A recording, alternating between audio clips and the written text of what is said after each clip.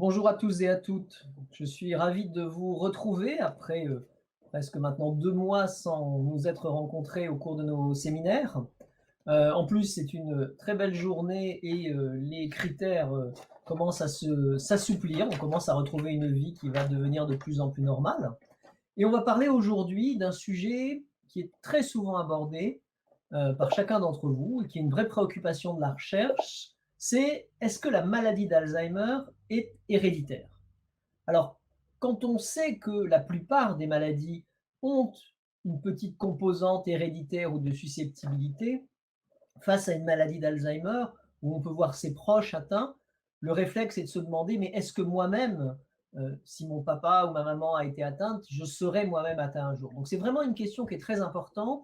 Et l'idée de ce séminaire, c'est d'essayer de vous aider à comprendre ce qu'il en est exactement en matière d'hérédité. On va voir avec vous la définition de ce qu'est l'hérédité, de ce qu'est la susceptibilité, tous ces différents éléments qui font que certaines personnes font un petit peu plus souvent des maladies d'Alzheimer que d'autres. Mais vous verrez que tout ça est très compliqué et qu'on n'a pas forcément une espèce d'événement inéluctable lorsque on a un père ou une mère a été atteinte ou un grand-père qui a été atteint par cette maladie. Donc on a, pour répondre à ces questions et en discuter avec vous, on a trois spécialistes. Le premier, c'est le professeur David Wallon. David Wallon est un professeur de neurologie qui travaille au CHU de Rouen et qui est spécialisé dans l'analyse de ces facteurs héréditaires qui sont associés à l'apparition de la maladie d'Alzheimer et qui en décryptera un certain nombre d'aspects. Nous aurons ensuite, là encore de Rouen, la faculté de médecine de Rouen en donne beaucoup pour la génétique de la maladie d'Alzheimer, le professeur Gaël Nicolas, qui lui est un médecin qui est spécialisé dans ce qu'on appelle le conseil génétique. C'est une science, une spécialité médicale qui permet justement de tenir compte de ces facteurs génétiques dans les maladies. Enfin, on verra un élément qui est aussi lié à un facteur génétique qui semble un peu différent de la maladie d'Alzheimer, mais qui est associé également à une survenue plus fréquente de maladies d'Alzheimer à un âge relativement jeune. C'est en fait la trisomie 21. Et on va voir ce que nous apprend la trisomie 21 sur la maladie d'Alzheimer avec le docteur Marie-Claude Potier, qui est directeur de recherche au CNRS à l'Institut du cerveau à Paris. Ensuite, nous aurons notre temps de discussion, comme d'habitude. Je vous rappelle, comme toujours, que pour poser vos questions, vous avez sur la droite de votre écran un petit onglet qui s'appelle Questions. C'est là que vous placez les questions. C'est un système qui nous permet d'y répondre au fur et à mesure, de les conserver éventuellement, si on n'a pas le temps d'y répondre ultérieurement. Écoutez, sans plus attendre, je vais appeler le professeur David Wallon qui va donc nous présenter la première conférence. Comment la génétique explique ou contribue au développement d'une maladie d'Alzheimer? David? Bonjour à tous, j'espère donc que tout le monde m'entend bien. Donc je suis ravi aujourd'hui de vous rejoindre pour parler de l'hérédité dans la maladie d'Alzheimer. C'est une question qui revient souvent, comme ça a été dit en introduction, et pour autant, c'est une situation qu'on va voir qui n'est pas si rare, même si par contre, à la réponse, pouvons-nous y avoir une hérédité dans la maladie d'Alzheimer? La réponse est oui, mais pas systématiquement. Alors, l'idée pour comprendre déjà, c'est qu'on va distinguer deux grandes situations. Déjà, le début des signes de la maladie est extrêmement important pour nous en tant que cliniciens et également pour les généticiens. Savoir si la maladie commence après 65 ans ou avant 65 ans permet de définir déjà un certain nombre de choses. Vous voyez que dans la grande majorité des cas, comme on le sait, la maladie d'Alzheimer commence après 65 ans. Et dans ces situations-là, il peut y avoir ce qu'on appelle les cas sporadiques, donc il n'y a pas d'autres apparentés malades de la maladie d'Alzheimer, et puis il peut y avoir des situations familiales. Donc le caractère sporadique familial n'est pas lié au début de la maladie, mais uniquement à la présence ou à l'absence d'antécédents familiaux. Et dans ces situations-là, les mécanismes sont multifactoriels, c'est-à-dire que c'est en lien avec des facteurs de risque génétique, et on va y revenir un peu plus tard dans la présentation, puis aussi avec des facteurs environnementaux qui sont supposés. Le premier, entre guillemets, environnemental étant l'âge, mais tout le parcours de vie, etc. Ça, c'est pas l'objet de la présentation de ce soir. Et puis, dans une minorité de cas, 4% à peu près, on a un début de la maladie avant 65 ans. Donc déjà, une portion très restreinte. Et parmi cette minorité de cas, il y a une sous-catégorie très particulière dont on va parler, pour laquelle il y a une transmission de génération en génération, donc autosomique dominant, c'est-à-dire que ça peut toucher autant les hommes que les femmes, et on voit dans le petit arbre que je vous ai mis sur le côté que c'est de génération en génération. Et là, il y a 3 gènes qui sont impliqués. Donc vous voyez bien que cette situation-là, déjà, elle est extrêmement minoritaire, puisqu'on est dans une fraction de la minorité qui démarre avant 65 ans. Eh bien, 3 gènes sont impliqués, APP, précine 1 et précine 2. Et vous avez déjà un premier élément de réponse par rapport à la dernière présentation qui vous sera montrée, c'est que l'APP est située sur le chromosome 21, évidemment qu'on y reviendra. Et ensuite, ce qu'on sait, c'est que, bien entendu, dans cette minorité de cas qui démarre avant 65 ans, eh bien, cela peut rejoindre le contexte familial ou sporadique multifactoriel. Et donc, il y a bien des facteurs de risque génétique qui sont rencontrés dans ces débuts avant 65 ans. Et puis, à titre beaucoup plus anecdotique, parce que là, c'est extrêmement rare, il y a effectivement quelques cas qui démarrent avant 65 ans et qui sont quand même liés à une forme autosomique dominante. Mais c'est une situation très particulière. On y reviendra juste après. Alors nous, on va se cantonner pour l'instant à discuter de ces formes dites héréditaires, autosomiques dominantes, et pour savoir à quoi ça correspond. Vous voyez bien que l'estimation est à peu près 1000 familles en France, donc ce n'est pas non plus un nombre très important, bien au contraire, c'est assez restreint. Alors, pour comprendre déjà comment se situent ces gènes APP, PS1 et PS2, eh bien, je vous renvoie à une des premières vidéos qui a été montrée sur la production du peptide amyloïde à partir du précurseur du peptide amyloïde. Donc ça, des présentations dont vous avez la vidéo qui ont été fournies par la Fondation Alzheimer. Et en résumant très rapidement, le gène APP il code pour une protéine que vous voyez en haut à gauche. Et cette grosse protéine est découpée eh bien, par des enzymes, c'est les ciseaux qui sont dessinés sur l'élément du milieu.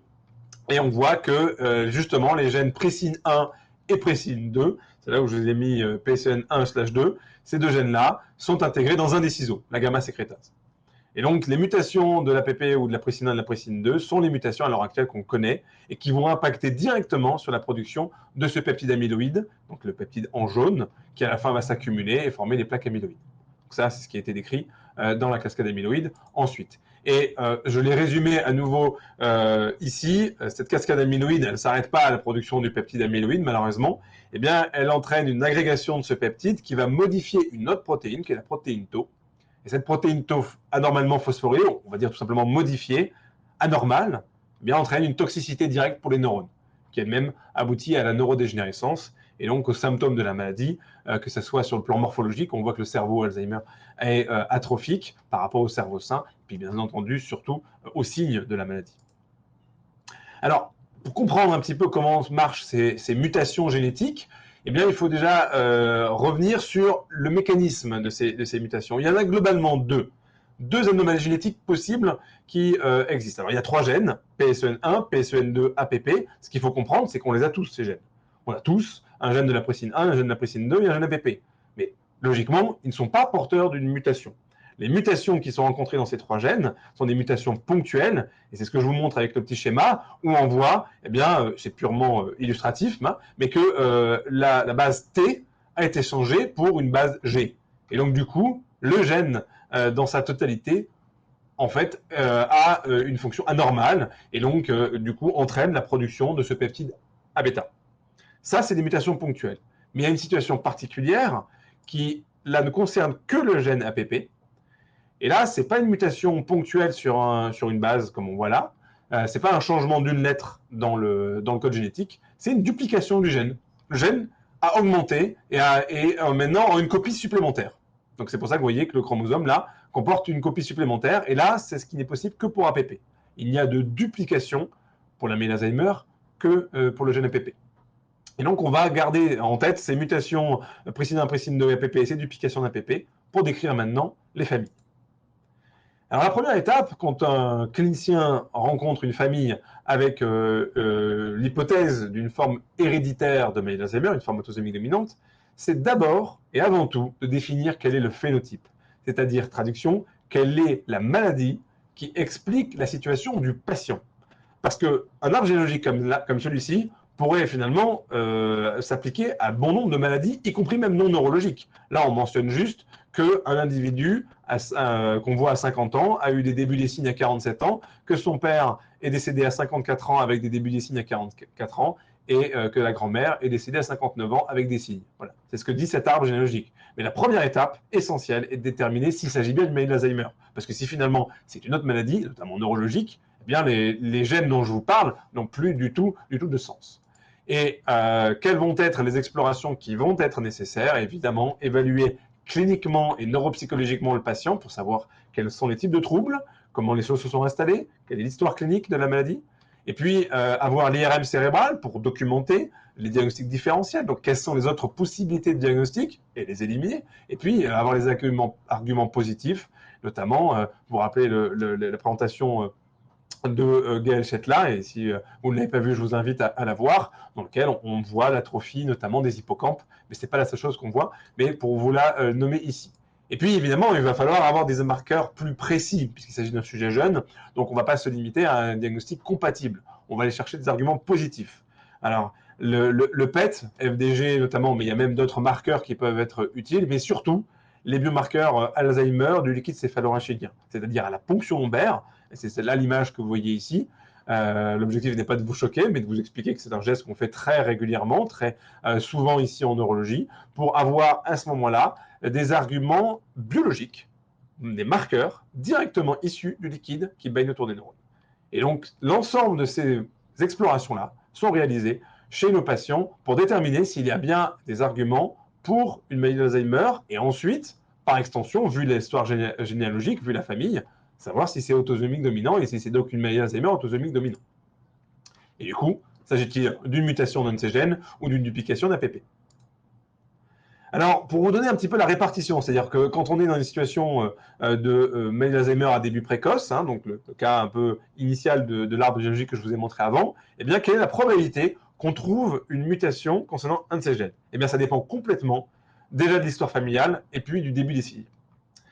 Si on se met dans les situations que je vous ai montrées jusqu'à maintenant, donc c'est la partie droite, histoire familiale présente, eh bien on va distinguer déjà si c'est une transmission autosomique dominante, donc plusieurs générations touchées, et à ce moment-là, on est à un très fort taux de début, puisqu'on est à un très fort taux de mutation présente, puisqu'on est à 77%, alors que si on est dans une situation généalogique un peu plus atypique, avec par exemple un individu qui n'a pas développé les signes alors qu'il y aurait des notions tardives chez un autre individu, et puis le cas index a effectivement une maladie d'Alzheimer à début précoce, vous voyez qu'on descend à 2,2%. Donc la marche est très très importante.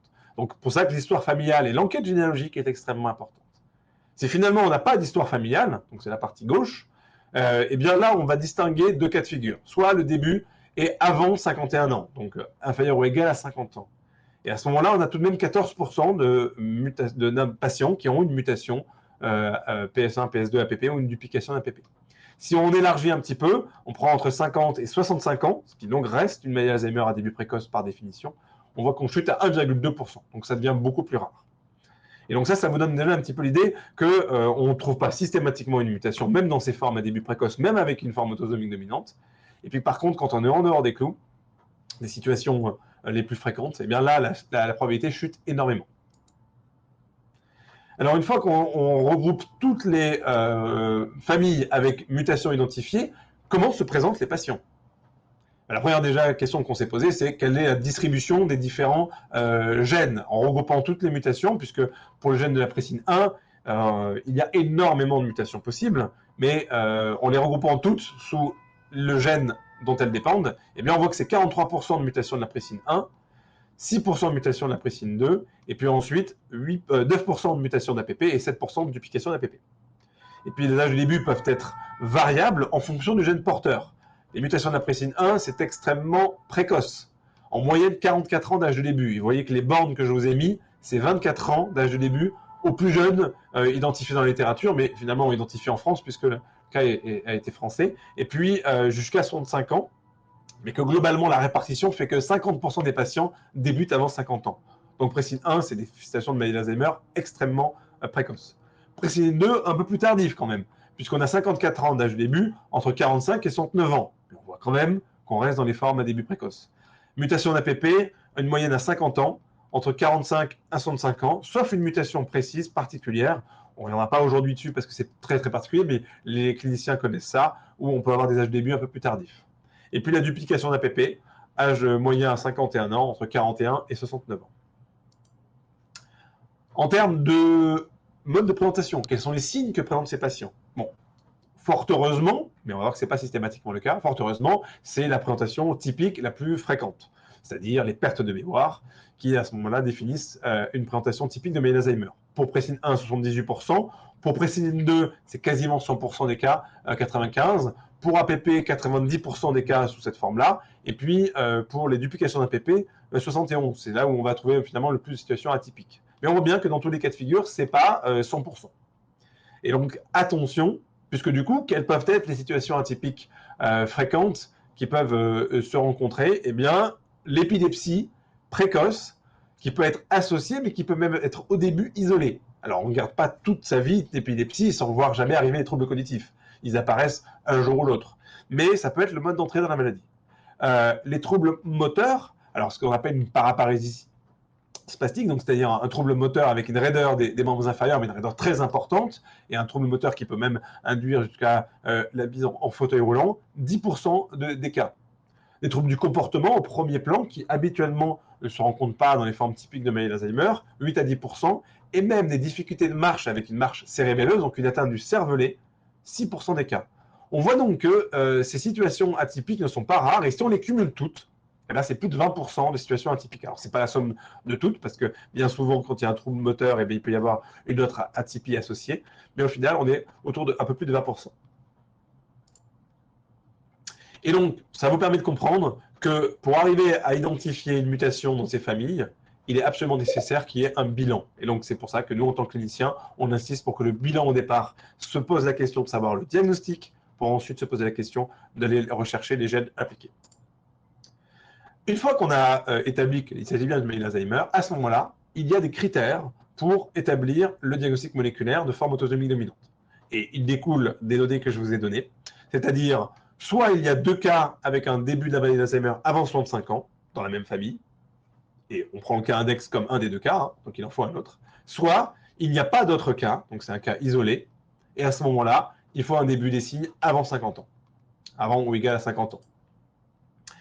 Alors, on pourrait me dire, OK, pour la deuxième partie, hein, les 2 cas avant 65 ans, c'est une forme héréditaire, mais alors du coup, comment on explique la forme où il n'y a pas d'antécédent familial? Ça reste quand même une question à part entière. Et donc, on a essayé d'y répondre, et nos études ont permis d'identifier 2 situations distinctes. Il y a tout d'abord le cas des mutations de novo, c'est-à-dire qu'il y a un accident génétique qui est apparu, généralement au cours de la formation des gamètes, mais ça peut être un petit peu en amont, dans la voie de production des gamètes, donc ce n'est pas forcément qu'un seul gamète qui est concerné.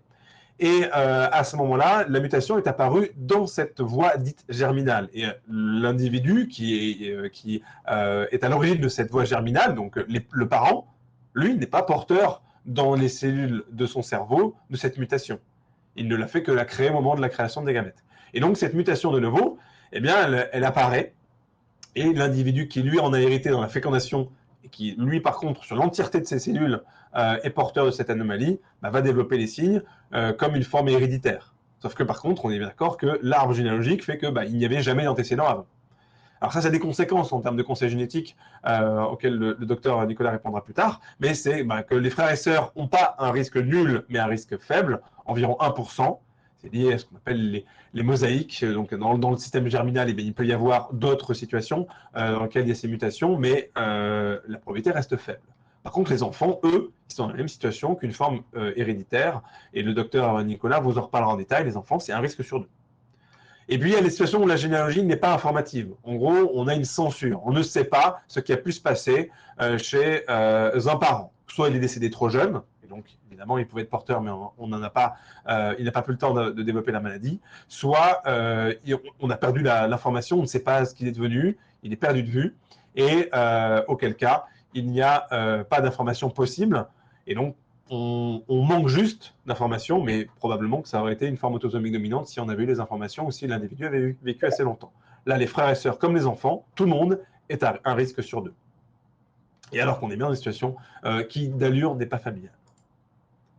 Alors ensuite, comment en pratique ça s'organise? Eh bien, tous les prélèvements viennent de l'ensemble du territoire national. Donc, je vous ai mis des traits, mais si la ville dans laquelle vous appartenez, notamment la grosse ville dans laquelle il y a un CHU, n'est pas sur la carte, ne vous inquiétez pas, hein, c'est juste parce que sinon, il y aurait des traits partout. Mais l'ensemble des villes nous réfèrent des prélèvements à Rouen pour faire les analyses génétiques. Et puis, on a mis en place un site internet que vous trouvez très facilement en tapant Alzheimer génétique, puisque le site s'appelle alzheimer-génétique.fr, mais dans Google, ça marche très bien. Et il y a toutes les informations que je vous explique aujourd'hui, qui sont reprises à l'écrit et qui nous permettent aussi de nous envoyer ou nous référer à un clinicien pour éventuellement faire une démarche diagnostique dans une famille. Ensuite, eh bien, le CMRR de Rouen et surtout le CHU de Rouen emploie donc la personne que je suis, le docteur Zarea, à l'analyse des dossiers, donc à l'interface avec les cliniciens. On envoie, le prélèvement est reçu, lui, par contre, au laboratoire de génétique moléculaire où travaille le professeur Nicolas. Et puis, l'ensemble de ce personnel-là que vous voyez ici, avec évidemment des techniciens qui interviennent dans l'analyse, eh bien, rend l'information génétique aux cliniciens prescripteurs, donc un peu partout en France, on voit qu'il y a une mutation, au contraire, on n'en a pas retrouvé. Et s'il y a une mutation, le rôle aussi du centre de référence Alzheimer Jeune, qui constitue, en fait, vous voyez, qui est constitué par ces deux pôles, le CMR de Rouen, le CHU, et puis le laboratoire de génétique moléculaire, eh bien, l'ensemble de ces deux pôles travaille au centre du centre de référence, et un des rôles, c'est d'expliquer au clinicien quelle est la valeur du résultat, comment il doit rendre ce résultat auprès des familles pour qu'elles puissent ensuite être informées de toute la démarche qui va venir derrière, qui est le conseil génétique. Alors, juste pour vous donner quelques informations sur le nombre de familles que ça représente, hein, je l'ai dit un petit peu tout à l'heure, c'est 1000 familles estimées en France, estimées parce qu'on n'en connaît pas 1000, je reviens juste sur la diapositive d'avant, on n'en connaît à l'heure actuelle que 243 en 2021. Mais l'estimation est qu'on n'est probablement pas exhaustif, qu'il reste des familles encore à identifier. Et donc, si on se base sur une extrapolation à partir de certaines régions de France où on estime là, pour le coup, être quasiment exhaustif, eh bien, on arrive à peu près à 1000 familles. Peut-être un peu plus, peut-être un peu moins, mais ça vous donne un ordre d'idée, sachant qu'on parle de 1 million de patients, à peu près, avec une maladie d'Alzheimer. Si on retire quelques patients avec les maladies apparentées, mais le nombre augmentant, on ne doit pas être loin d'1 million de patients avec maladie d'Alzheimer, donc c'est évidemment pas la majorité des cas qui ont ces formes héréditaires. Et puis ensuite, la particularité de cette transmission de la maladie fait que on peut les étudier en recherche parce que du coup, on va pouvoir avoir dans le même temps à la fois l'individu malade porteur de la mutation, mais ses enfants, avec bien souvent entre, on va dire en moyenne, une vingtaine d'années de moins, eh bien, qui eux peuvent être porteurs, mais pas encore malades, puisque l'âge de début va démarrer à peu près au même moment. Et donc, ça nous permet d'envisager des protocoles de recherche. Pourquoi est-ce qu'on doit envisager de la recherche? Vous vous en doutez bien, pour essayer de trouver un traitement. Puisqu'à l'heure actuelle, tous les médicaments qui ont été essayés dans la maladie d'Alzheimer, notamment lorsque la maladie d'Alzheimer a commencé ses premiers signes, sont inefficaces. Alors, on attend des quelques réponses qui vont arriver courant juin, mais pour l'instant, la phrase que je viens de dire est vraie. Et donc, du coup, on a été amené à se poser la question, mais pourquoi donc, alors que la cible semble la bonne, alors que les lésions dans le cerveau des patients sont enlevées par ces molécules expérimentales, eh bien, il n'y a aucun effet. L'hypothèse, c'est parce qu'on n'agit pas assez tôt. Et donc, il y a toute une partie immergée de l'iceberg des lésions cérébrales intracrâniennes qui est totalement méconnue et qu'on ne pouvait pas dater jusqu'à ce que les familles soient impliquées dans des programmes de recherche pour déterminer quand est-ce qu'apparaissent les signes. Et là, je vous ai mis des repères avec les textes qui sont écrits en dessous, qui sont extraits du site internet. Et on voit bien que les choses se passent bien longtemps avant les premiers signes. 20 à 30 ans avant, le liquide céphalorachidien se modifie avec la protéine qui s'accumule dedans. Entre 15 et 10 ans, il apparaît les premiers dépôts amyloïdes dans le cerveau des patients, et ainsi de suite. Et là, au temps zéro, apparaît les premiers signes. Donc on voit bien qu'il y a toute une période dans laquelle on devrait pouvoir être efficace, et il faudrait absolument le faire. Et donc, du coup, c'est cette période-là qui a justifié d'études approfondies concernant le programme DIAN-TU, auquel la France participe et est pilotée par le centre de Rouen. Et donc, je suis en charge de la mise en place de ce programme de recherche déjà depuis plusieurs années. Et une première étape a été réalisée avec 19 participants issus de ces familles. Évidemment, ce n'est pas un grand nombre, puisque ces familles sont rares, mais ces familles se sont engagées pour essayer de trouver un traitement. Et donc, c'est le premier protocole mondial qui a pour objectif d'empêcher l'apparition de symptômes chez des patients porteurs de mutations. Voilà. Donc, au final, la dernière question reste de savoir les autres situations, comment on fait, puisqu'on a bien dit que c'est 4% de patients Alzheimer jeunes, donc en moyenne 35 000 à 40 000 patients jeunes, dont seulement 1000 familles auront une forme autosomique, ont une forme autosomique dominante. Donc, il y a une inadéquation. Il y a besoin de trouver d'autres hypothèses, d'autres explications. Et donc, les programmes de recherche sont en cours et avec deux programmes d'hypothèses principaux. Un, est-ce qu'il y a encore des potentiels autres gènes avec une forme autosomique dominante? Alors, théoriquement, oui, mais probablement extrêmement faible en termes de proportion, puisqu'on est inférieur même à PSEN2, qui a déjà été trouvé par le passé. L'autre possibilité aussi, c'est qu'il y ait plusieurs facteurs de risque génétique qui interviennent chacun de son côté pour, à la fois, une fois qu'ils sont combinés, rendre un risque qui devient quasi équivalent à celui d'une forme héréditaire.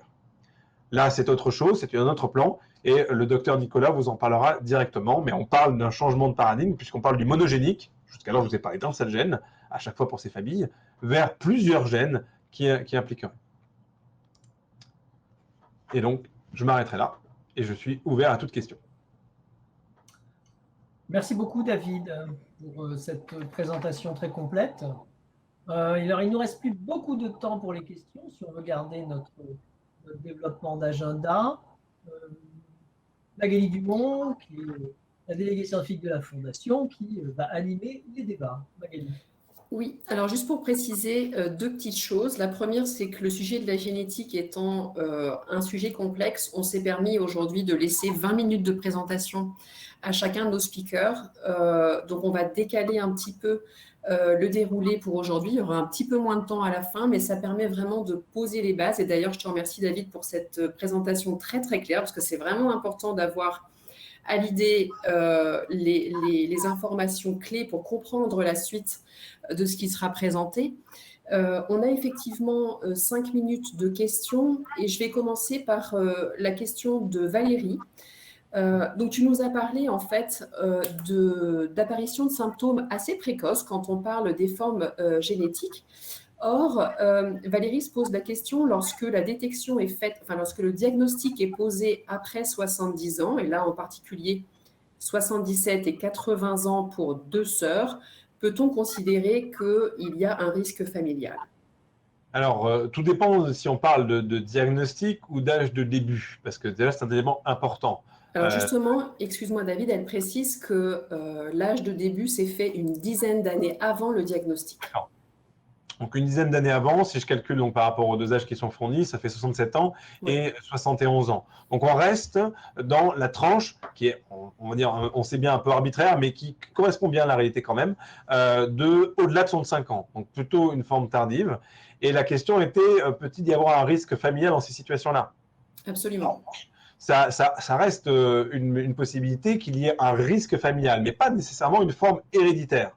Traduction, on n'est pas dans la situation d'une mutation qui va causer la maladie, mais dans la possibilité que dans la famille qui est mentionnée ici, il y ait un ou même plusieurs facteurs de risque génétique qui aient contribué au fait que ces deux personnes ont été malades. Mais ce qu'il faut bien comprendre, c'est qu'il peut y avoir, et ça le docteur Nicolas en parlera directement, il peut y avoir donc d'autres membres de la famille qui ont les mêmes facteurs de risque et qui peut-être ne développeront jamais la maladie. C'est ça la définition d'un facteur de risque.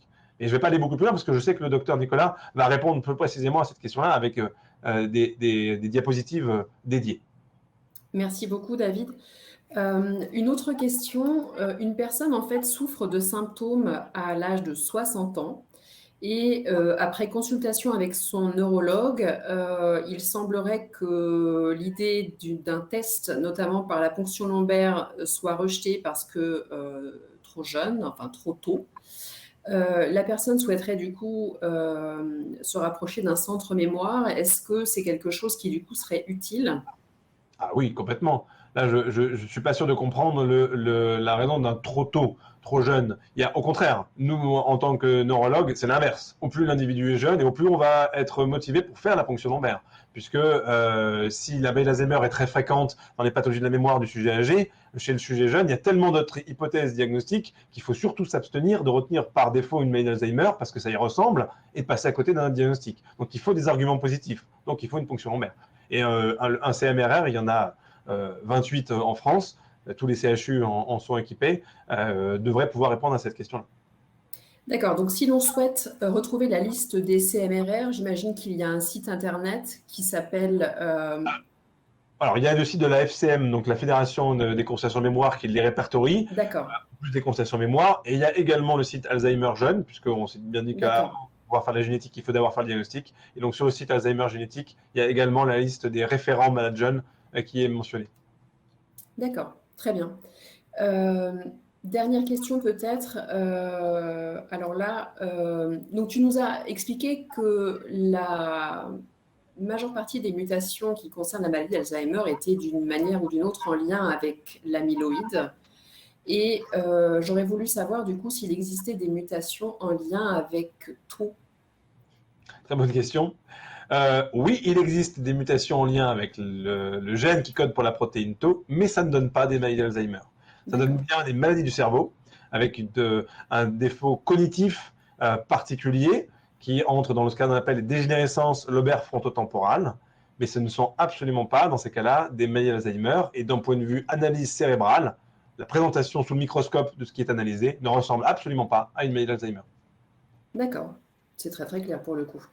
Et David, par rapport aux formes génétiques, est-ce qu'on peut agir du coup sur la progression des symptômes quand on est atteint par ces formes génétiques, notamment par l'utilisation de moyens de prévention, ou bien est-ce que malheureusement c'est impossible?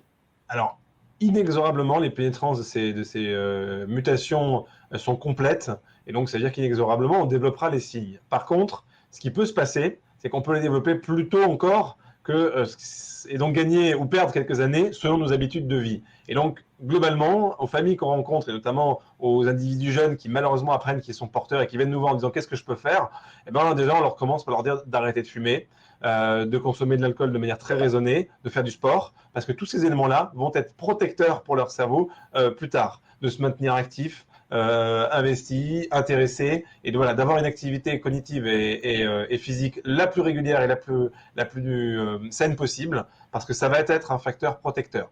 Mais malheureusement, un jour ou l'autre, les signes se démarrent, parce que la pénétrance, donc c'est la probabilité d'être malade à un âge donné, elle est complète.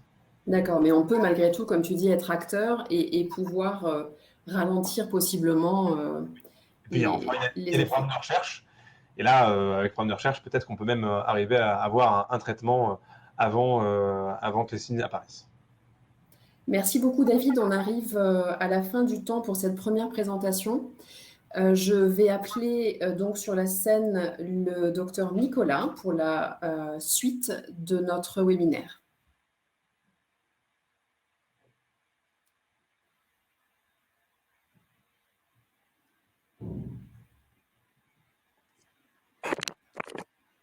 Bonjour. Est-ce que vous m'entendez? Alors, nous t'entendons. Par contre, si tu peux activer ta caméra. Oui, mais il ne veut pas. Mais pourtant, j'ai testé juste avant et je me voyais bien. Tac. Autoriser. Ça devrait arriver.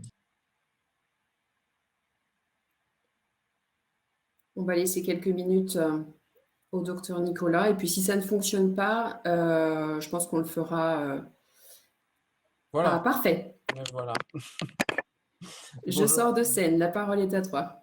Merci beaucoup. Bonjour à tous. Merci pour votre invitation. Donc, on va dérouler de façon très logique à la suite de la présentation de David Vallon, qui vous a expliqué qu'il y a des familles qui sont touchées par des mutations très très rares dans un de ces trois gènes, APP, PSEN1, PSEN2.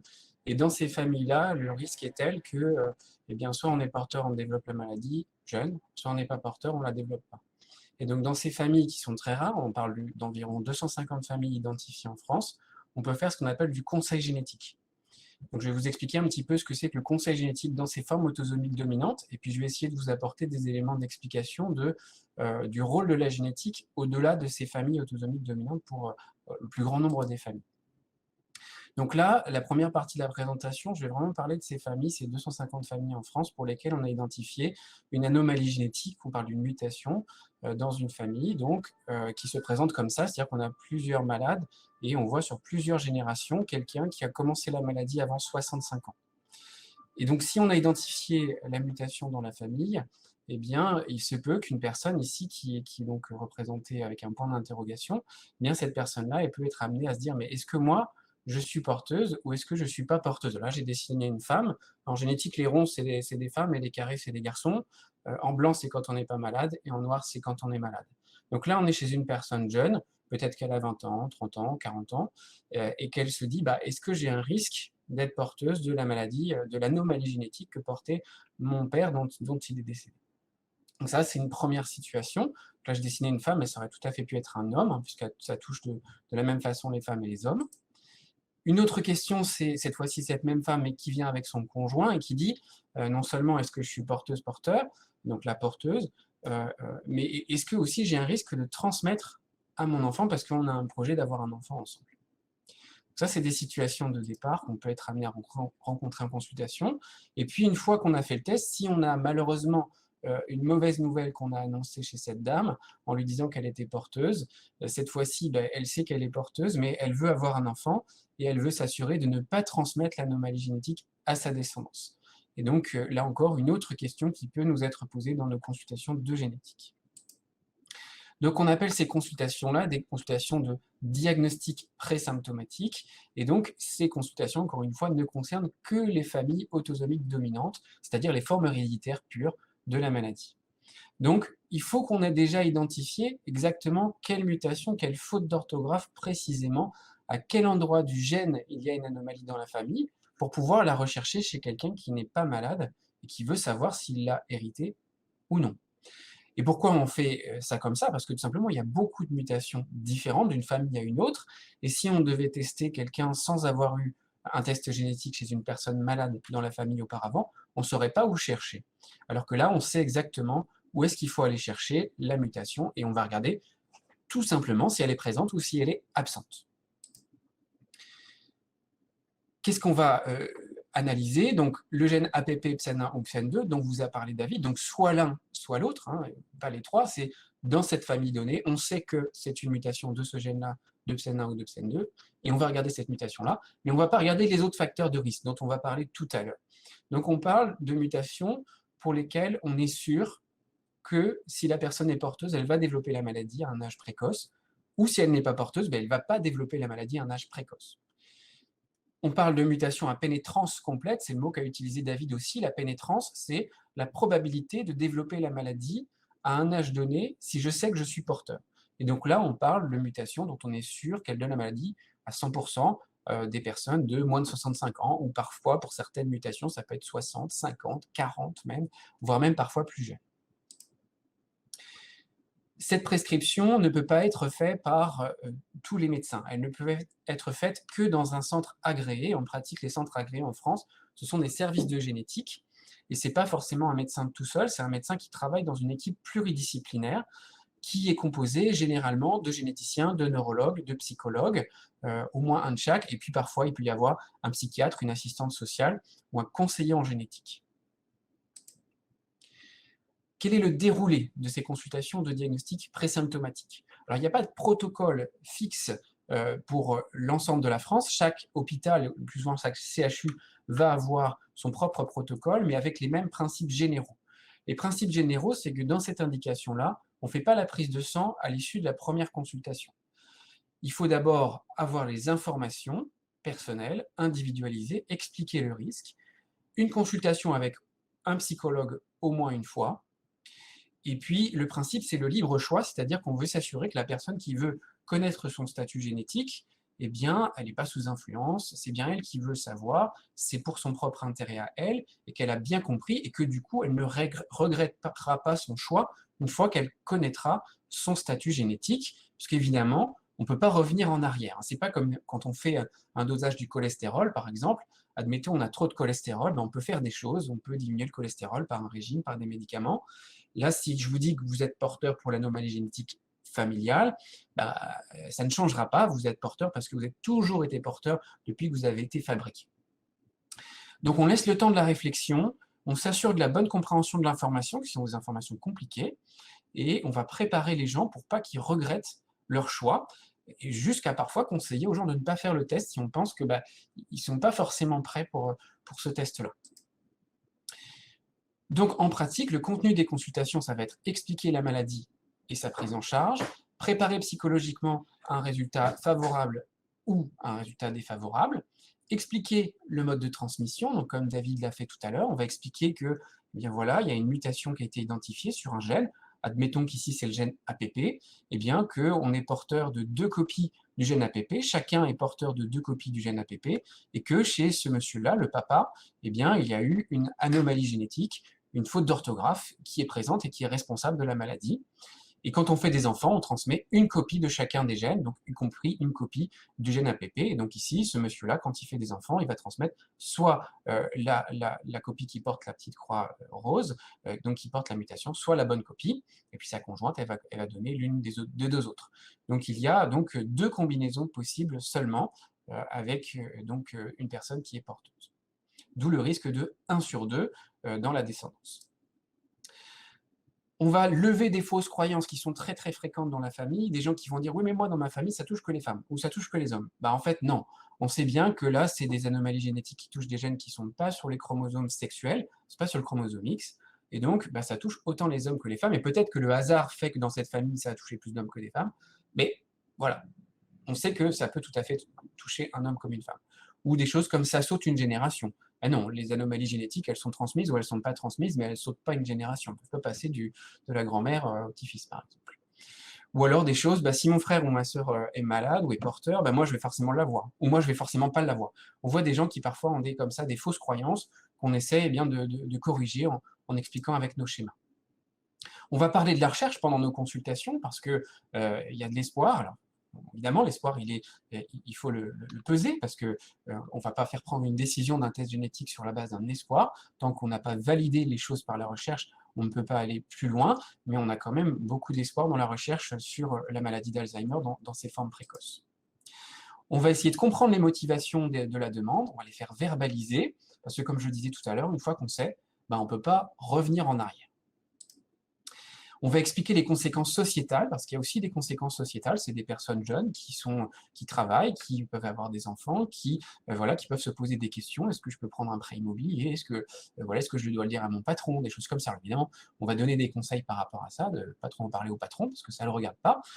Et puis, donner des conseils par rapport aux conséquences sur la vie quotidienne.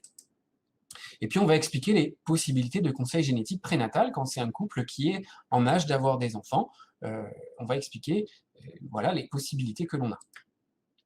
Donc, le conseil génétique prénatal ou préconceptionnel, c'est quelque chose qui n'est pas très souvent fait dans cette indication, mais c'est tout à fait possible et il y a déjà des couples qui ont demandé ça. Donc, on parle en général de couples qui sont touchés dans leur famille par une mutation qui donne la maladie à 35-40 ans, par exemple. Donc, c'est des gens qui ont perdu un père, une mère, un oncle, une tante, un grand-père d'une maladie décédée à 50-55 ans après 10-15 ans d'évolution de la maladie. Et donc, c'est des couples qui nous disent, mais moi, si je suis porteur, je voudrais quand même avoir un enfant. Alors, certains couples disent, moi, je ne voudrais pas avoir d'enfant. D'autres disent, moi, je voudrais avoir un enfant, mais je ne voudrais pas transmettre l'anomalie génétique à ma descendance. Donc pour ça, on a des solutions techniques que je ne vais pas expliquer en détail, qui sont le diagnostic prénatal à gauche, qui se fait par biopsie de trophoblaste. Donc on prend un tout petit bout de placenta et puis on regarde si les cellules du placenta sont porteuses ou pas de l'anomalie génétique. Et puis on a la myosynthèse qui peut se faire un peu plus tard, mais plus souvent on fait la biopsie de trophoblaste, qui se fait quelques semaines après la fin des dernières règles. Ou bien on peut faire une fécondation in vitro, qu'on appelle un diagnostic pré-implantatoire. Dans les deux cas, il faut que ce soit très bien régulé, que ce soit un dossier qui soit discuté par le Centre pluridisciplinaire de diagnostic prénatal. En France, on a le droit de faire ces tests sur le fœtus uniquement pour des maladies, donc je cite la loi, d'une particulière gravité, et réputée incurable au moment du diagnostic. Donc là, on parle d'une maladie d'une particulière gravité, en particulier quand ça touche des personnes très jeunes et pour laquelle la pénétrance est complète. Et dans ces cas-là, il arrive, quand les demandes en tout cas sont proposées au centre pluridisciplinaire de diagnostic prénatal, jusque-là, ils ont été acceptés. Donc vous avez la possibilité de demander dans cette situation-là un diagnostic prénatal en début de grossesse, ou bien une fécondation in vitro avec une sélection des embryons qui sont non porteurs après une analyse génétique. Donc on appelle ça le diagnostic pré-implantatoire. Donc en France, en résumé, en concernant les formes héréditaires, donc le conseil génétique concerne les familles avec transmission autosomique dominante, donc ces familles avec plusieurs générations, donc des très très rares familles pour lesquelles il y a plusieurs personnes jeunes. En France, donc, on vous l'a dit, 243 familles avec une mutation identifiée, et donc c'est 132 mutations différentes. Donc voilà, ce n'est pas toujours la même anomalie génétique. Il y a 3 gènes différents, et au sein des 3 gènes, ça peut être des mutations différentes.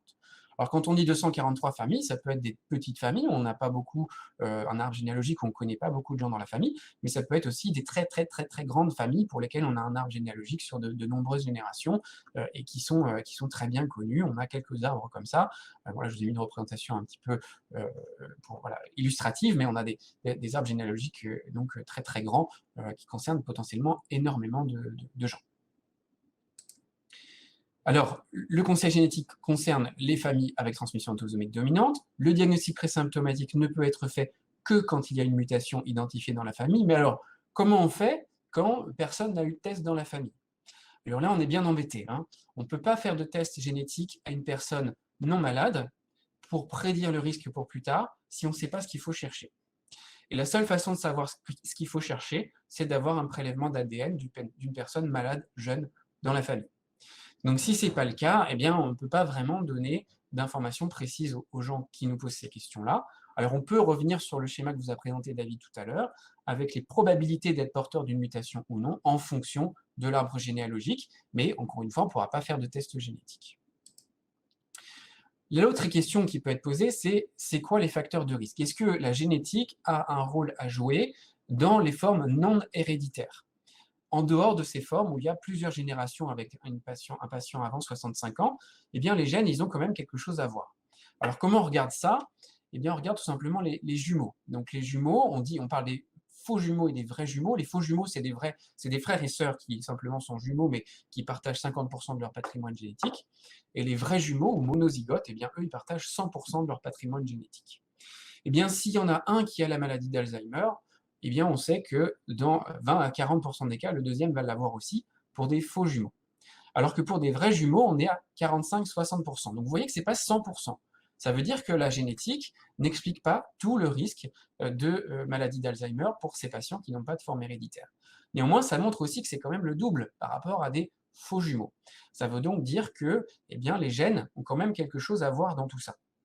En d'autres termes, il y a des différences génétiques dans notre patrimoine génétique qui influencent le risque de maladie d'Alzheimer, ou encore dit autrement, nous ne sommes pas tous génétiquement égaux devant le risque de maladie d'Alzheimer. Certaines personnes ont un risque un peu plus élevé ou un peu plus faible.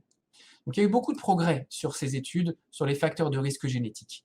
Donc un facteur de risque, c'est une différence génétique qui augmente un peu, moyennement, beaucoup, le risque de développer une maladie, ou qui le diminue. Là, on parle de facteur protecteur. Donc ça diminue ou ça augmente le risque, mais donc ce n'est ni nécessaire ni suffisant. On peut être porteur d'un facteur de risque et ne jamais développer la maladie. Et puis on peut développer la maladie sans avoir tel ou tel facteur de risque génétique. Ce n'est ni nécessaire ni suffisant. Donc il faut se méfier et il ne faut pas forcément l'utiliser pour à des visées de prédiction, en tout cas tant qu'il n'y a pas de traitement préventif. Donc je vous disais, beaucoup de recherches ont été faites et malgré toutes ces recherches, le résultat principal, le plus important, reste le gène ApoE. Donc en quelques mots, le gène ApoE, c'est le facteur de risque principal. Il existe sous 3 formes qu'on appelle E3, E4 et E2. Et comme on est tous porteurs de 2 copies du gène ApoE, on a une combinaison, soit on est E3, E3, soit on est E3, E4, soit on est E4, E4, etc. etc. E3, E3, c'est le plus fréquent dans la population. E3, E4, c'est 14 à 20% de la population, donc c'est très fréquent. Et vous voyez que ça multiplie le risque d'avoir une maladie d'Alzheimer par 3 ou 4 par rapport au risque de la population générale. Et puis il y a E4, E4, quand on a 2 copies de E4, c'est 2% de la population, donc c'est quand même pas rare. Et là, le risque est beaucoup augmenté, 10 fois plus. Et puis, on peut être aussi E2, et dans ce cas-là, on a un risque diminué par rapport à la population générale. Ça ne veut pas dire qu'on ne va pas développer la maladie d'Alzheimer, ça veut dire qu'on a moins de risques de la développer. Alors, je sais bien que dire mon risque est multiplié par 3, par 4, par 10, divisé par 2, c'est difficile à se rendre compte vraiment ce que ça veut dire. Alors, pour ça, maintenant, on utilise des courbes qui sont des courbes qu'on appelle des courbes de pénétrance ou d'incidence cumulée, peu importe. Vous avez ici les âges, 60, 65 ans, 70 ans, jusqu'à 100 ans ici. Et puis, en vertical, vous avez la proportion de gens qui vont développer la maladie. Donc, vous voyez que, par exemple, parmi les E4, E4, si je me place à 85 ans, 50% des gens qui sont E4, E4 auront développé la maladie. Ça veut dire aussi que 50% des gens qui atteignent l'âge de 85 ans et qui sont E4, E4 n'auront pas développé la maladie. C'est un facteur de risque. Et puis, vous voyez que E3, E4, eh bien, on va plutôt être de l'ordre de 20%. E3, E3, on va plutôt être de l'ordre de 15%, et E3, E2 ou E2, E2, c'est encore plus faible. Vous voyez que c'est un facteur de risque, ça influence le risque, mais ce n'est pas du tout ou rien. Ce n'est pas du blanc ou noir, c'est un risque augmenté ou diminué. Alors, il y a eu beaucoup de progrès qui ont été faits ces dernières années, et notamment, on a tendance maintenant à classer les facteurs de risque en facteurs de risque fréquents et en facteurs de risque rares. Quand on dit fréquent, ça veut dire que le facteur de risque il est présent chez, en gros, 9 à 50% de la population générale. Ils ont été identifiés dans des études qu'on appelle GWAS, peu importe le nom technique, c'est le nom de la technique qui permet de l'identifier. Et chacun de ces facteurs de risque, en fait, sont des tout petits facteurs de risque qui augmentent très faiblement le risque, jusqu'à 1,3 fois le risque de développer la maladie. Donc, c'est vraiment pratiquement la même chose que le risque individuel. Donc, pour essayer de comprendre un peu mieux les choses, eh bien, les chercheurs ils se sont intéressés à se dire mais peut-être que si je fais la somme de tous les facteurs de risque fréquents d'un individu, eh bien, peut-être que le risque de l'individu en question va être plus élevé. C'est un petit peu, plus un petit peu, plus un petit peu, plus un petit peu, peut-être que ça fera beaucoup. Et donc, ils ont créé des scores qu'on appelle des scores de risque polygéniques, ou en anglais PRS. Donc, les scores de risque polygéniques, effectivement, ils peuvent aider à classer un petit peu mieux les patients. Mais vous voyez ici, si on prend des gens qui sont E3, E3, eh bien, sur ApoE, eh bien, et qu'on classe le score polygénique parmi les scores les gens qui ont un score très élevé, un score modéré ou un score faible, vous voyez qu'à 80 ans, ça ne change pas grand-chose. À 85 et 90 ans, ça change un peu plus les choses, mais ça reste quand même quelque chose de léger. Donc même le PRS, eh bien, le score polygénique, il change un petit peu les choses, mais ne change pas beaucoup les choses. En tout cas, ce n'est pas du tout du même ordre que ce que fait ApoE. Alors ces PRS, vous en avez peut-être entendu parler, il faut s'en méfier, parce qu'il y a beaucoup de méthodes statistiques différentes. Aujourd'hui, ça reste pour moi encore de la recherche, ce n'est pas encore fiable, et surtout, les méthodes statistiques sur lesquelles ils sont basés font que ce n'est pas fiable à l'échelon d'un individu. Ça marche bien quand on regarde dans la recherche des milliers d'individus et qu'on les compare entre eux, mais si on devait l'utiliser pour prédire le risque de monsieur ou madame untel, là, on aurait beaucoup de chances de dire des bêtises. Donc, il ne faut surtout pas l'utiliser en médecine, en tout cas pas en l'état actuel des scores. Alors, c'est en vente libre dans certains pays, et notamment aux États-Unis, ce n'est pas le cas en France, et c'est une bonne chose que ce ne soit pas le cas en France, parce que certaines personnes pourraient l'utiliser à des fins récréatives, et encore, ce n'est pas vraiment très drôle comme test, mais en tout cas, ça n'aurait pas de valeur médicale. Et donc, comme je vous le disais, au mieux, ça permet de moduler un peu l'effet de son statut ApoE. Je pourrais être ApoE 4-4 avec un petit peu plus de risque ou un petit peu moins de risque, mais bon, je suis ApoE 4-4, c'est quand même ça l'essentiel ou pas. Alors, en plus de cette notion-là, ce que je peux vous montrer aussi, c'est que les fameux scores de risque actuels, en fait, ils ne s'intéressent qu'à une toute petite partie du risque. Alors là, je vous ai présenté sur cette diapositive à gauche, vous voyez tous les petits points, c'est des facteurs de risque. Plus ils vont vers le haut, plus ça augmente le risque. Plus ça va vers le bas, plus ça diminue le risque. Et puis de gauche à droite, c'est la fréquence dans la population. Et donc les scores de risque polygéniques, ils s'intéressent uniquement à ce qui est à droite. Vous voyez qu'il y a plein de points à gauche, et ces points-là, c'est des gros points, c'est des points qui ont un effet fort. Et donc c'est pour ça que j'ai représenté un iceberg, parce que, il ne montre ces scores de risque polygéniques que la partie émergée de l'iceberg, alors que potentiellement, il y a une grosse partie en dessous qu'on n'a pas vue. Et cette grosse partie, en fait, elle est dans les nouveaux facteurs de risque. Ce qu'on appelle les facteurs de risque rares, donc là on fait appel à des nouvelles technologies, qui sont des technologies de séquençage du génome, peu importe les détails, mais on va regarder précisément chaque lettre qui constitue le génome, et regarder s'il y a une différence ou pas. Alors la réponse est oui, on a plein de différences, parce que si on n'avait pas de différence, on serait tous des clones. Et certaines différences, la plupart des différences n'ont pas de conséquences, mais certaines différences peuvent avoir des conséquences sur le risque de développer une maladie. Et ces différences, en fait, elles sont toutes très très rares. On a tous des petites particularités individuelles, mais comme elles sont très nombreuses par individu, eh bien le fait d'avoir un facteur de risque rare ou une variation génétique rare, c'est quelque chose qu'on voit fréquemment. Et donc, tous les facteurs de risque ne sont pas connus, donc là aussi, ça rend l'utilisation pour le conseil génétique, pour l'instant, encore difficile. Pour l'instant, il y a 3 gènes qui ont été identifiés et qui peuvent porter des facteurs de risque rares qui augmentent fortement le risque de la maladie d'Alzheimer. Ici, vous avez à gauche, en bleu, la fréquence cumulée de tous ces facteurs de risque. Donc, vous voyez que dans la population française, on a 0,6% de personnes qui portent un facteur de risque dans TREM2. 1,8% dans SORL1 et 3% dans ABCA7. Donc ça doit être des facteurs de risque rares. Chacun de ces facteurs de risque est trouvé vraiment chez une personne sur 100, voire une personne sur 1000. Mais si on fait la somme de toutes ces choses rares, eh bien vous voyez qu'on arrive à des choses finalement assez fréquentes à l'échelle d'une population. Puis vous avez à droite le risque de développer la maladie si je suis porteur de ce facteur de risque. Donc vous voyez pour TREM2, c'est multiplié par 6, pour SORL1, c'est multiplié par 3. Encore sur une moyenne, ça peut aller de 2 à 10. Pour ABCA7, c'est 2,5. Donc là, on n'est plus sur le 1,3 de tout à l'heure, mais non, ça n'empêche que c'est quand même des chiffres qui sont difficiles de se représenter ce que ça veut dire pour le conseil génétique.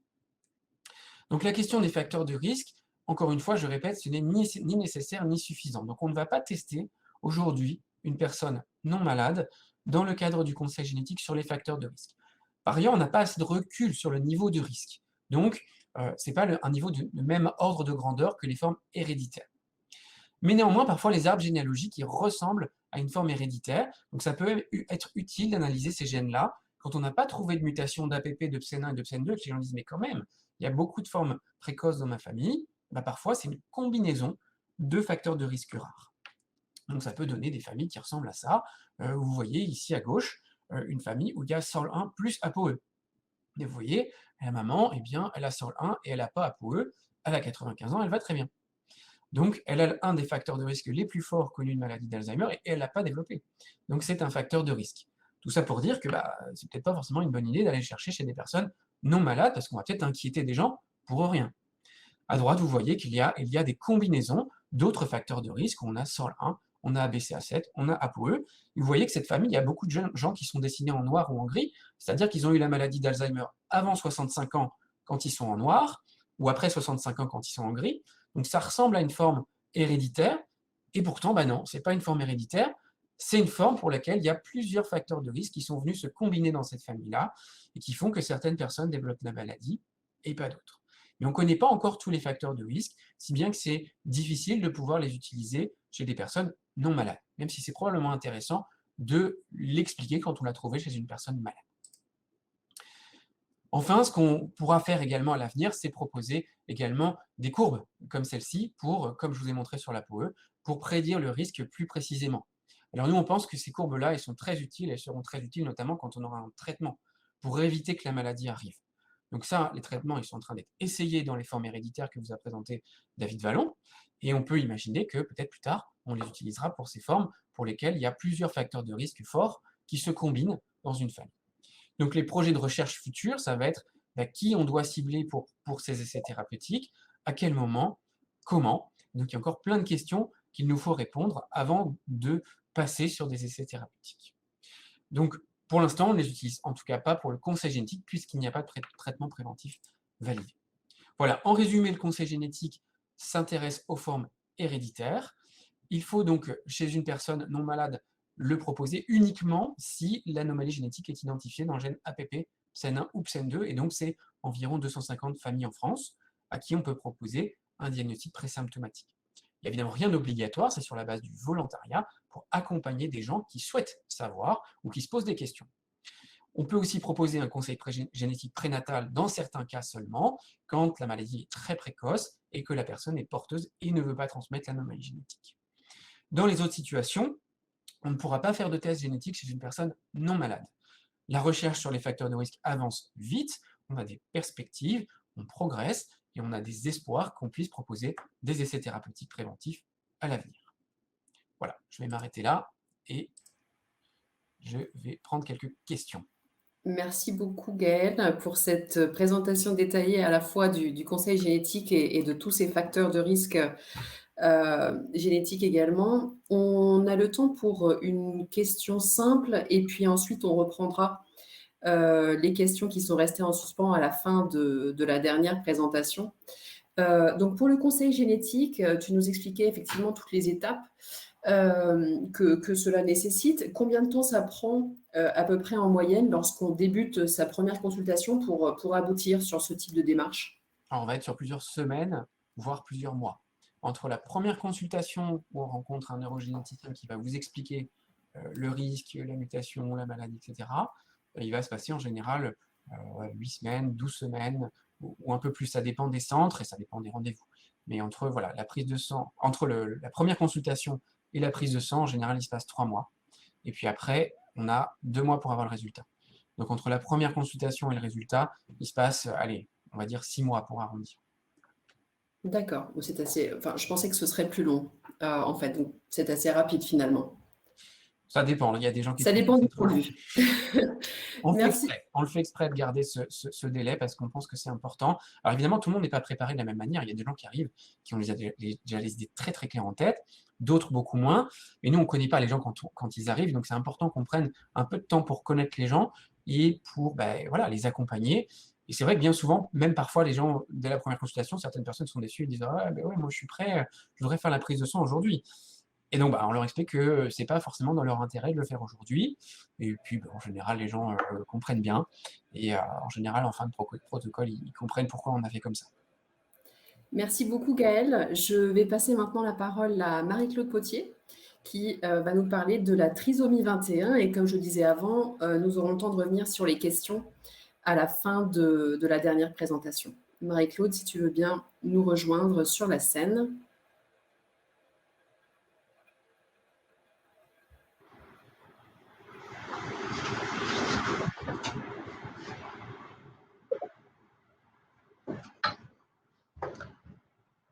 Bonsoir à tous et merci à Magali d'organiser ces discussions. Donc pour terminer sur cette partie, ce volet génétique, je voulais donc vous parler de la trisomie 21 et de la maladie d'Alzheimer. Donc la slide suivante que je vais passer, voilà. Pour ceux qui ne connaissent pas, donc la trisomie 21, elle est due à la triplication du chromosome 21 complète ou partielle. Actuellement, l'incidence, c'est environ 16 à 36 personnes sur 10 000 grossesses dans l'Union européenne. On sait que le risque de trisomie 21 augmente avec l'âge de la mère et que c'est aussi la première cause de déficience intellectuelle d'origine génétique. Donc vous voyez sur la partie à droite le karyotype, donc l'ensemble des chromosomes d'une personne porteuse de trisomie 21, et encadré en rouge, vous voyez les 3 chromosomes 21. D'un point de vue clinique, donc ces personnes ont une déficience intellectuelle, des dysmorphies crânio-faciales du visage, des malformations cardiaques congénitales qui s'opèrent maintenant relativement bien, et des dysfonctionnements du système immunitaire. Et donc on sait aussi que ces personnes sont atteintes de maladie d'Alzheimer, puisqu'on sait qu'au-dessus de 65 ans, 80% sont atteintes de maladie d'Alzheimer. Et donc l'hypothèse principale, vous l'avez entendu par David et Gaëlle, puisque le gène de l'amyloïde est localisé sur le chromosome 21, dans la trisomie 21, il y a une triplication de ce gène APP localisé sur le chromosome 21, tout comme dans les formes génétiques avec 3 copies d'APP seulement. Et donc que cette triplication provoquerait un effet de dosage génique, donc 3 gènes au lieu de 2, ce qui ferait que dans cette population, on a une incidence de maladie d'Alzheimer qui est plus importante. Alors, quelques points historiques. Donc, c'est en 1948 donc là, que le neuropathologiste Gervis a décrit 3 personnes porteuses de trisomie 21 avec des symptômes de type maladie d'Alzheimer. Et sur les cerveaux post-mortem de ces personnes, il a pu mettre en évidence la présence de plaques amyloïdes et de dégénérescence neurofibrillaire, donc les pathologies amyloïdes et tau qui ont été présentées dans les présentations précédentes. Ensuite, en 1987-1988, il y a eu la découverte du précurseur de l'amyloïde et du gène qui a été localisé sur le chromosome 21. Donc, vous voyez, c'est des découvertes qui ne sont pas si vieilles que ça. Et en 1988, le neuropathologiste David Mann, qui travaillait à Manchester, il a décrit dans les cerveaux de personnes porteuses de trisomie 21 de plus de 40 ans la présence de la pathologie amyloïde, les plaques séniles, et tau, les dégénérescences neurofibrillaires. Donc le précurseur de l'amyloïde APP, son gène est localisé sur le chromosome 21 et il est surexprimé dans la trisomie, tout comme la protéine qui est issue de ce gène. Les individus porteurs de trisomie 21 de plus de 35 ans peuvent avoir une histopathologie de type Alzheimer, 40% à l'âge de 55 ans des signes cliniques et 80% à l'âge de 65 ans. On sait aussi que les taux d'A-bêta sont augmentés dans le liquide céphalorachidien, mais aussi dans le sang, qu'on peut doser maintenant. Et on sait aussi que quasiment toutes les personnes porteuses de trisomie 21 ont des dépôts amyloïdes dans le cerveau, passé l'âge de 35 ans environ. Ce qui était aussi intéressant, c'est que des individus porteurs de trisomie 21 partielle, c'est-à-dire pas tout le chromosome 21, et donc ces trisomies partielles qui n'incluent pas le gène APP, ne montraient pas de signes de déclin cognitif de type Alzheimer. Donc, ce qui confirmait que la surexpression d'APP serait en grande partie liée au fait que ces personnes ont une maladie d'Alzheimer relativement jeune. Donc, vous le voyez ici sur ce schéma qui représente donc le nombre d'individus affectés en pourcentage avec l'âge. Donc, en bleu, c'est la pathologie amyloïde, et vous voyez qu'elle est très décalée, puisqu'on voit qu'on a 100% autour de 35 ans. La pathologie tau, où on a 100% autour de 50 ans, et les signes cliniques, donc vers 70 ans, on a quasiment 100%. Donc tout est décalé vers les âges plus jeunes. Et puis ce tableau qui pourrait vous paraître compliqué, mais je vais vous l'expliquer. Ce sont un groupe américain qui a étudié par imagerie cérébrale la présence de pathologies amyloïdes et de pathologie tau. Donc, ils ont deux groupes de personnes. Là, vous voyez, il y a 3 individus qui sont amyloïdes négatifs et 6 individus qui sont amyloïdes positifs. Est-ce que ces personnes qui ont de la pathologie amyloïde, les amyloïdes positifs ou négatifs, ont-ils de la pathologie tau? Donc, vous voyez ici la pathologie tau gradée de 1 à 6. Et vous voyez tout de suite que ceux qui n'ont pas d'amyloïde dans le cerveau n'ont pas de pathologie tau dans le cerveau. Par contre, ceux qui ont de la pathologie amyloïde dans le cerveau, certains ont de la pathologie tau, et vous voyez que ceux qui en ont le plus, ce sont les personnes les plus âgées. Donc, ce que ça dit, les personnes les plus âgées et ceux qui sont porteurs de l'allèle ApoE4. Donc, les facteurs de risque dans la trisomie 21, c'est les mêmes que dans la maladie d'Alzheimer, c'est-à-dire principalement le facteur ApoE4 et puis d'autres facteurs génétiques de la maladie d'Alzheimer sporadique. Mais donc, chez ces personnes, il faut la pathologie amyloïde pour avoir la pathologie tau. Et puis, certaines sont plus âgées, mais n'ont pas de signe de maladie d'Alzheimer, donc il y aurait aussi certainement des facteurs protecteurs.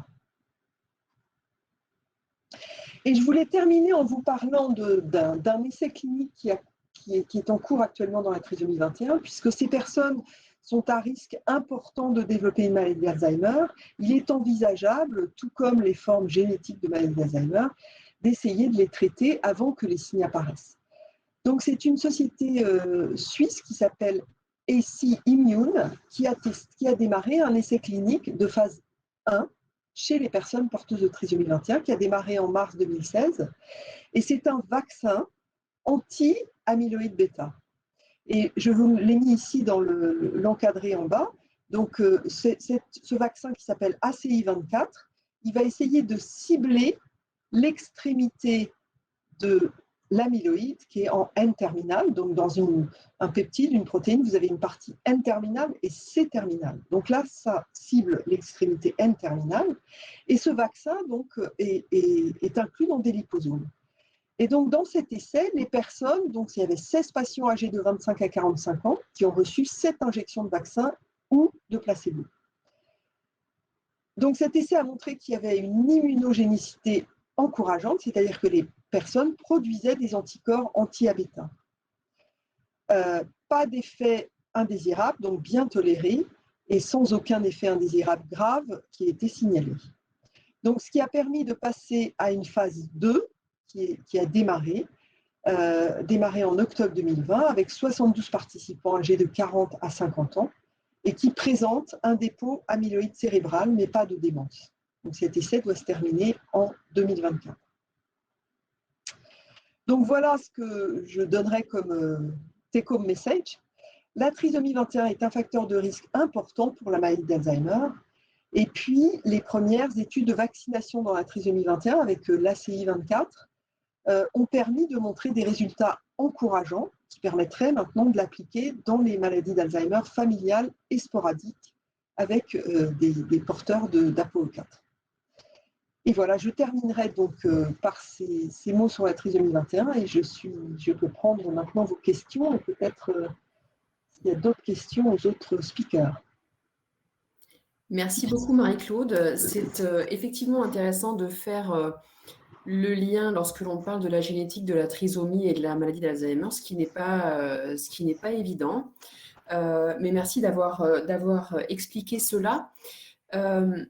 Moi, j'avais une question justement par rapport, tu disais, aux essais cliniques qui sont réalisés. Donc, selon toi, ils sont directement applicables, enfin, les résultats et les traitements seraient directement applicables aux malades d'Alzheimer également? Alors, on pourrait considérer que la trisomie 21 serait une forme, une forme précoce de maladie d'Alzheimer plutôt sporadique, même si on peut aussi penser que c'est une forme un peu génétique. Ça serait intéressant d'avoir l'avis des généticiens à cette table ronde.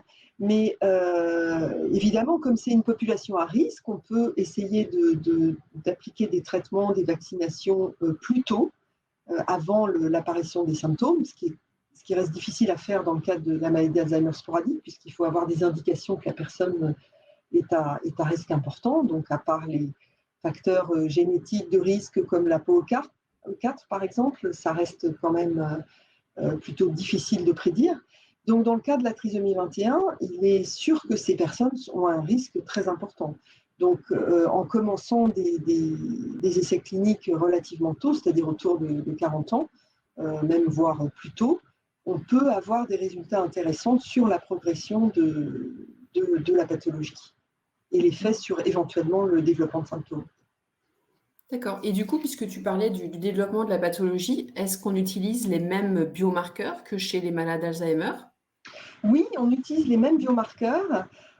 On utilise aussi de plus en plus des marqueurs sanguins qu'on peut tester dans le sang. Par exemple, les A-bêta, puisqu'ils en produisent plus. Donc, c'est aussi intéressant de le voir de cette façon. Et puis, il y a actuellement des biomarqueurs qui seraient spécifiques de la trisomie 21 qui sont en développement. Donc, ce sont des formes particulières de peptides A-bêta. Donc, on les appelle les pyroglus, qui seraient produites en plus grande quantité dans la trisomie 21 par rapport à des formes d'Alzheimer sporadiques. Donc là aussi, des marqueurs assez à la fois spécifiques et d'autres qui sont plus génériques et qui pourraient être les mêmes que la maladie d'Alzheimer sporadique. Merci beaucoup Marie-Claude, c'est très très intéressant ce parallèle. Je vais demander à David et Gaëlle de nous retrouver sur la scène pour reprendre certaines des questions qui nous ont été posées. On va attendre 2 petites minutes, David. Ouais. Merci beaucoup de revenir. Alors, plusieurs questions nous ont été posées. La première, lorsque l'on est un couple qui possède chacun dans sa famille des grands-parents Alzheimer, peut-on considérer qu'il y a un risque pour, évidemment, les enfants du couple? Ok, je te laisse répondre. Oui, tout dépend de l'âge, hein, comme on disait tout à l'heure. Hein. Si c'est une forme précoce, on a vu que les formes héréditaires, où il y a des mutations entre guillemets blanc-noir, c'est-à-dire porteur, pas porteur, égale malade, pas malade, eh bien, le risque est présent quand il y a plusieurs formes précoces sur plusieurs générations. C'est quand même pas beaucoup de familles. Hein. Donc, on dit que quand on a un antécédent familial de maladie d'Alzheimer, oui, on a un risque un peu augmenté par rapport à la population générale. Ça veut dire quoi ça?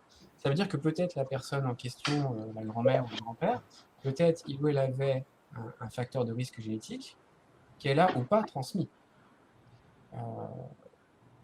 Et ce facteur de risque génétique n'explique pas à lui seul pourquoi la personne a développé la maladie. Donc c'est pour ça qu'on est sur ces niveaux de risque où peut-être il y a un risque un petit peu supérieur. Mais du coup, il n'y a pas d'intérêt de faire de tests génétiques dans ces familles. D'accord.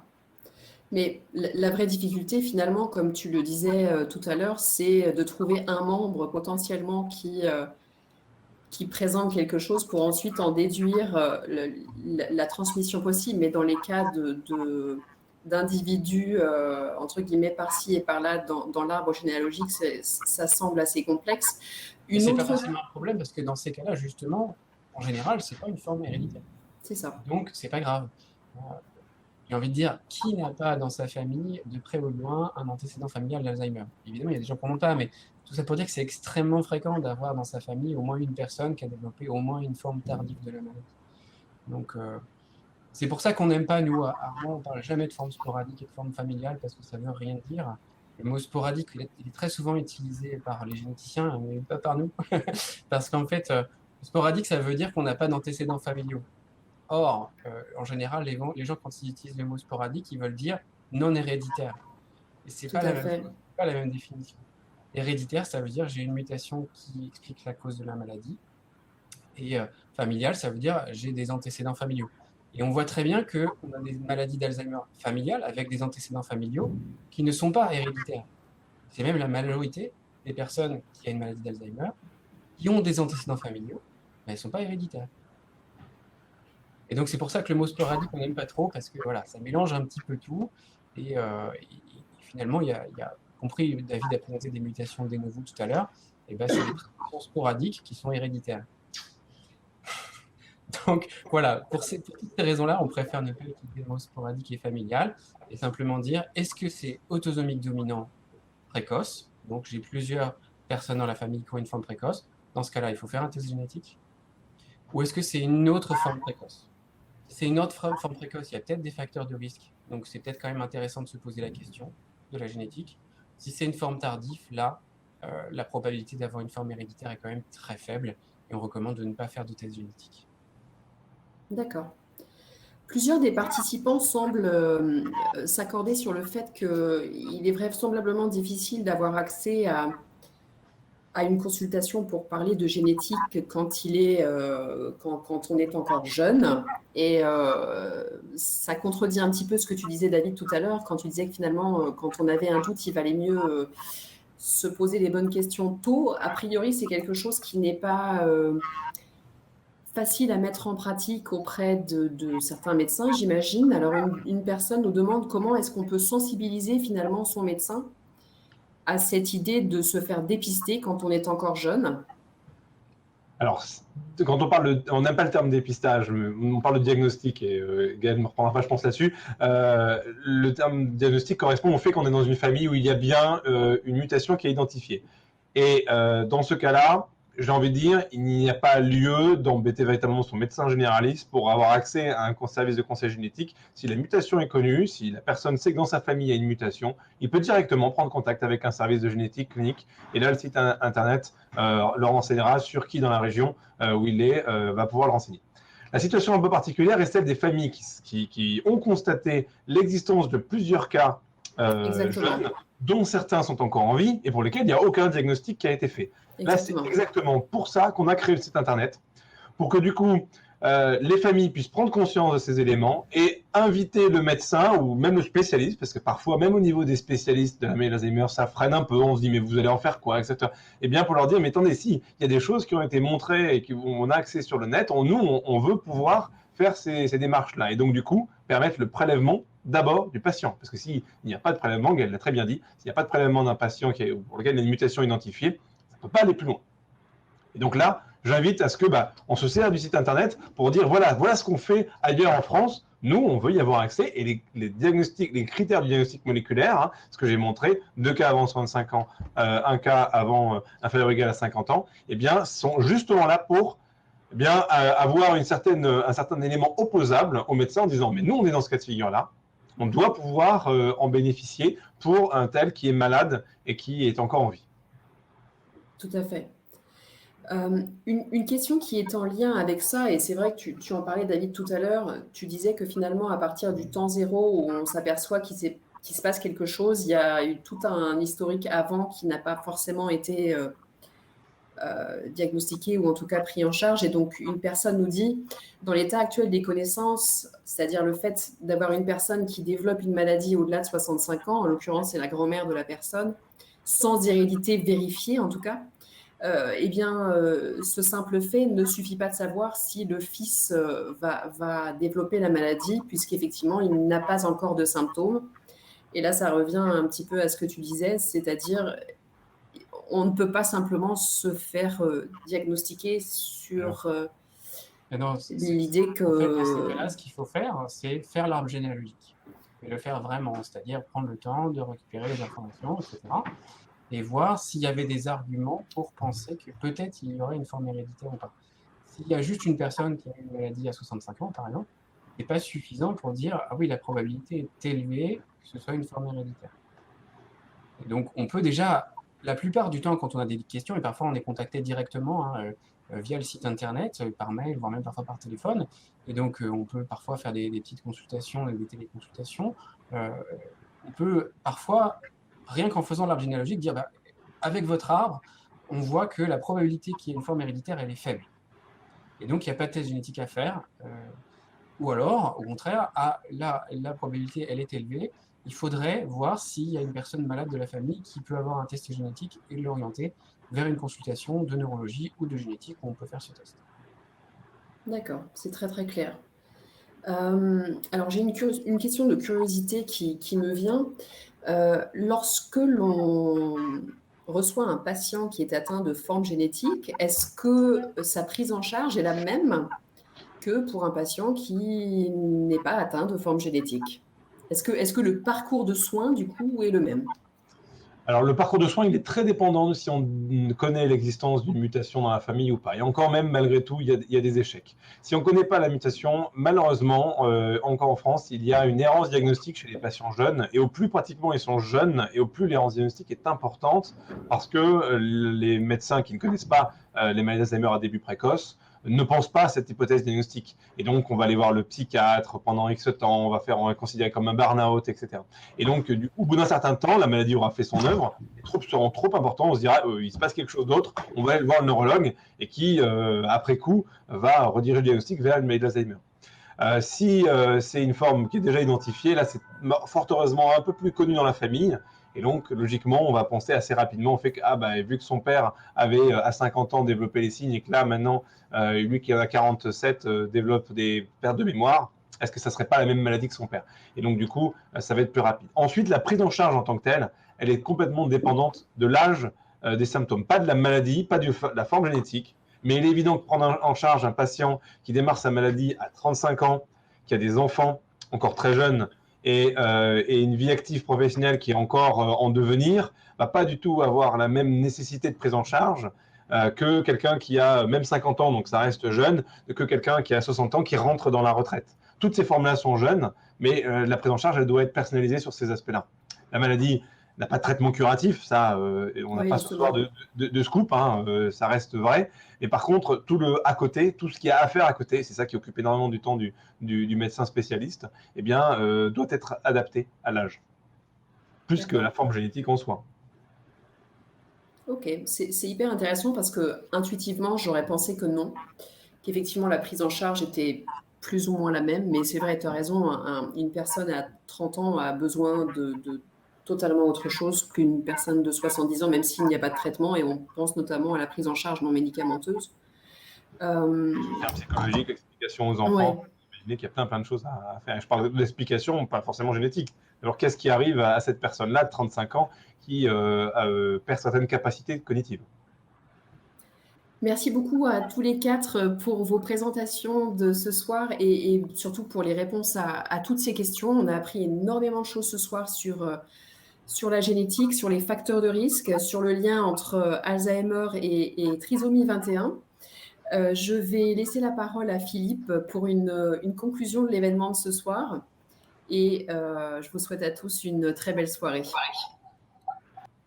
Merci Magali, on va remercier également nos experts qui peuvent rester là. Marie-Claude a disparu, mais voilà pour cette fin. Bon, je voudrais vous remercier parce que c'est un sujet qui est difficile. Marie-Claude peut éteindre son micro. Voilà. C'est un sujet qui est difficile. C'est un sujet qui est difficile et qui pose beaucoup de questions hein, parce qu'on ne sait jamais s'il n'y a pas un doute. On voit ses parents qui déclinent, ses grands-parents dont on a des histoires familiales. Passé un certain âge, 45 ans, on commence soi-même à avoir des petits troubles, on oublie les noms propres et là on commence à se poser des questions. Donc c'est un schéma très particulier. Il est important que vous compreniez bien ce qu'on appelle héréditaire. Je crois qu'il y a beaucoup de confusion, beaucoup d'angoisses qui sont générées par ce terme. Là, ce que nos experts vous ont montré, c'est quand même une très petite partie des patients atteints de maladie d'Alzheimer. C'est des formes particulières qui surviennent avant 65 ans, qui n'est pas le cas de la majorité. Alors certes, tout peut se voir en médecine, mais il faut voir que c'est l'événement le plus fréquent qui malheureusement a le plus de risques d'arriver. L'autre élément qui est important, c'est de savoir que derrière ces patients qui sont jeunes, il y a une prise en charge, il y a des équipes, on ne les abandonne pas. Un des objectifs en particulier du centre de patients jeunes, c'est justement d'apprendre à les identifier, de leur mettre un cadre, d'éviter cette errance diagnostique dont parlait Gaël il y a quelques instants, ou David, qui font que, comme on a tellement l'habitude de voir ce genre de maladie chez une personne qui a plus de 70 ans, quand on la voit chez un sujet jeune, on se pose énormément de questions. C'est vraiment des outils et il faut remercier le travail de David et de Gaël qui sont plongés dans cette activité. Pour le reste, on a tous une susceptibilité pour un certain type de maladie, y compris pour, vous l'avez vu, le Covid, y compris pour les maladies infectieuses. Il y en a qui se promènent en t-shirt toute l'année, même l'hiver, qui ne font jamais une maladie infectieuse, qui ne font jamais un rhume. Et d'autres, dès qu'ils enlèvent leur cache-colle, ils éternuent. Donc voilà, c'est ces éléments, il faut savoir, c'est vrai pour les maladies cardiaques, mais c'est vrai aussi pour la maladie d'Alzheimer. Mais ce n'est pas une fatalité. On sait que tout le monde ne fera pas, même s'il a les gènes de susceptibilité. C'est bien pour ça qu'on appelle ça susceptibilité. On essaie de mieux comprendre les choses avec différentes équipes, de voir quelles sont ces interactions entre ces gènes de susceptibilité et l'environnement.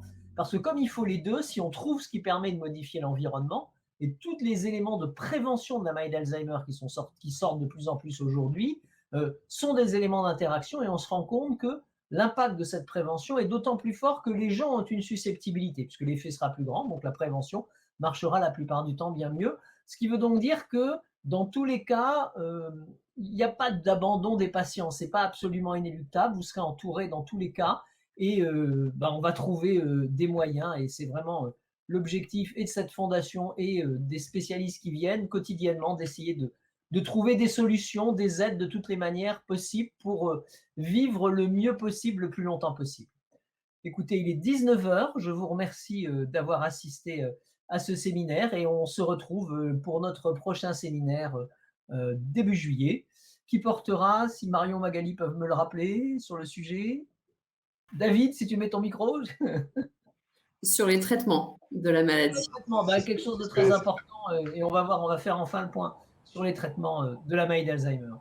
Merci à tous, très bonne soirée et donc à très bientôt. À bientôt.